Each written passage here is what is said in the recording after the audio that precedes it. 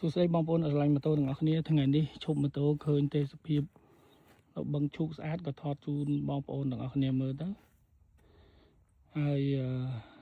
បន្ទាប់ពីមើលទេសភាពហើយខ្ញុំចង់និយាយអំពីកំពង់ស៊ីម៉ាំងដែលបងប្អូនទាំងអស់គ្នាធ្លាប់និយាយមកថាពេលដែលឈប់ទៅវាក្តៅខ្លាំងណាហើយឥឡូវនេះខ្ញុំជិះបាន50គីឡូហើយយើងជិះអត់ឈប់ទេប៉ុន្តែយើងស្ទាបកំពង់ស៊ីម៉ាំងគឺវាអត់ក្តៅ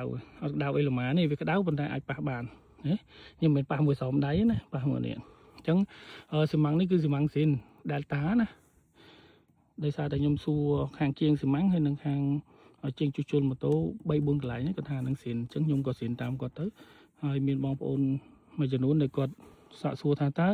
ស៊ីម៉ាំងស៊ីនហើយនឹងស៊ីម៉ាំងអាយហ្នឹងពេលជិះក្តៅទៅវាក្តៅដូចគ្នាអត់អញ្ចឹងខ្ញុំមានតែនេះទេអញ្ចឹងបងប្អូនណាដែលធ្លាប់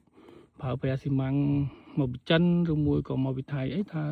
ជួយឆ្លើយមើលតើវានៅតែក្តៅមធ្យមឬមួយក៏វាក្តៅខ្លាំងមិនអាចប៉ះបានទេសភាពដើម្បីស្រស់ស្រាយទាំងអស់គ្នាបឹងឈូកនេះធំស្អាតខ្ញុំជិះមកធ្វើការជិះកាត់ឆ្លងកាត់ទៅក៏ថតជូនបងប្អូនទាំងអស់គ្នាអញ្ចឹងណា